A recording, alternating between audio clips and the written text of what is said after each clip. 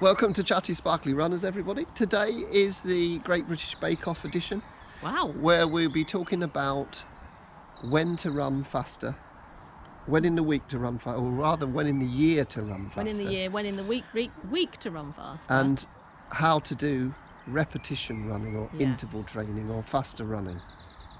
I want to just say that, just to remind people that we've demonstrated some faster running paces, haven't we? Yeah, when I was and I on want the to railway just line. let people know the one we're talking about today is not the paces that I ran. No, the breathy and the breathy, chatty and the... Yeah, we went through super chatty, breathy, and then part sentence paces. It's not those paces. It's the one you did the Yeah. week before that. Yeah, it took me 50 where you seconds to really get got out. out of Yeah, breath. it took me 50 seconds to get out of breath. It's So the we're talking about Use- those faster paces. What Yeah. do you call that pace then? What would you call it? I call it 5k 5K pace, pace. or quicker Okay. than 5. It's really your pace that you can run at for 15 minutes. Yeah. As fast as you can for 15 minutes is about what you need to And do. a lot of people try and run there, don't they? Quite a lot of the time, because I think I see plans on the internet where there's intervals and repetitions, 5k pace, Yeah. and it's there all year round, isn't it, for Yeah. people? So There's can this idea that you've got to run fast, to race fast or run fast, you've got to train fast, Yeah. and you've got to do that fast training all the time. And I can understand that. I can We can understand the understand thinking, that, but yeah. your body doesn't work like But that. we're going to Hence- turn that on its head Yeah, today. yeah. So hence the cake analogy. Okay, go for the So- cake because I'm interested. okay, so we this- all love the British Bake Okay, Off. I've never seen it, but No. the anyway, I'll go for as if I did do it. So we're going for a sponge cake with Okay. 3 layers of jam Sponge in cake week, yes. it. Yeah, this thick, nice thick sponge Yeah. cake, but it's got 3 layers of jam in it. Right. Okay. 3 layers of jam. So- Crikey. The sponge is the chatty running.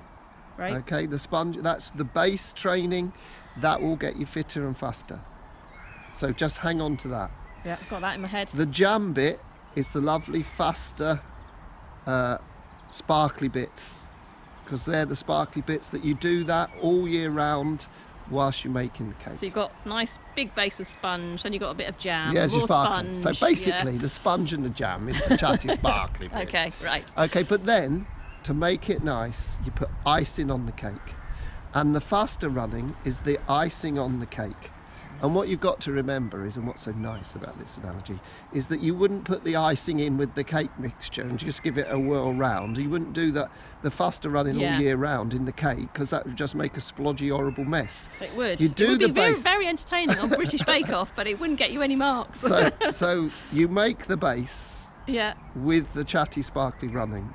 with the sponge and the jam. And the clue is, when you stop improving rapidly, Yeah. and your progress is When your cake's high enough, and it's Yeah, not getting, it's not rising any further. okay, yeah. Don't know how far we're going to take this analogy, but yeah, then it's the time to put the icing on the Okay. cake. So And that 5k pace, faster repetition running yeah, is the icing on the cake. and it's your body emergency system. So Yeah. it's where you get out of breath, and it's where your body, it's anaerobic. It uses without oxygen, and it produces acidity. That's what makes your legs heavy, and that's what makes you get out of breath. But there's 2 things, 2 vitally important things here. Number 1 is, when you do that training, it knocks back the fitness, your aerobic fitness.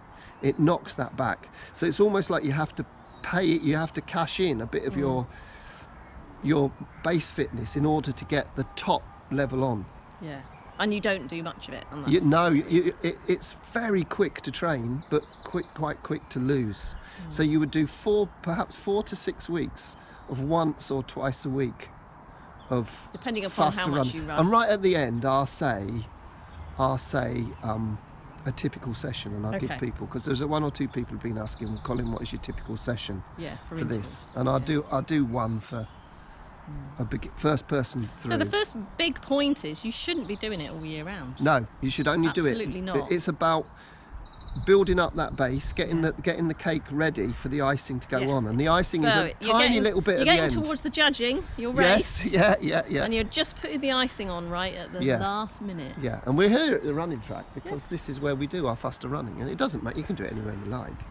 But the other thing I need to stress that I haven't stressed yet is the cake itself, the chatty, sparkly running will give you a fitness that will help you recover. So it builds your recovery because you'll hold more blood flow into your muscles. Your muscles are using. Because the faster 5k pace running that you demonstrated takes a lot out of you, doesn't it? It takes a lot out Yeah. of you. So you need to have that base training in order to recover properly. If you haven't got the cake and you just have icing, Yeah. it might taste That's great. what I've said to my beginners. I'm going to use that analogy next week. Yeah, yeah. Because a lot of beginners start with the icing. Yeah, and they just Yeah. might taste nice for the first little bit, but by the 6th tablespoonful you're getting a bit fed up of it. Yeah. So you don't really need, you've got to have that base fitness so you recover.